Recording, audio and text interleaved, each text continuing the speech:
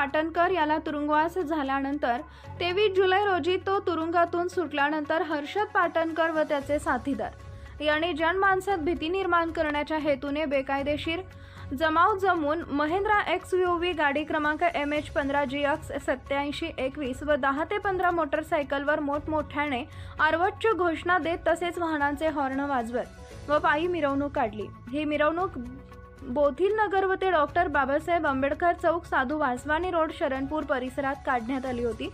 ही बाब पोलिसांच्या लक्षात येताच पोलिसांनी हर्षद पाटणकर व त्याचे साथीदार यांच्या विरुद्ध पोलीस कायदा कलम 135 प्रमाणे गुन्हा दाखल केला। मिरवणुकीदरम्यान वाहन चालक नरेश उर्फ पवन कसबे व हर्षद पाटणकर हे दोन्हीही ध्रुवनगर भागात फिरत असल्याची माहिती पोलिसांना मिळाली। सदरची माहिती वरिष्ठ पोलीस निरीक्षक मधुकर कड यांना देऊन त्यांनी पोलीस पथक नेमून त्यांना पोलिसांनी ताब्यात घेतला। तसेच मिरवणुकीत वापरलेले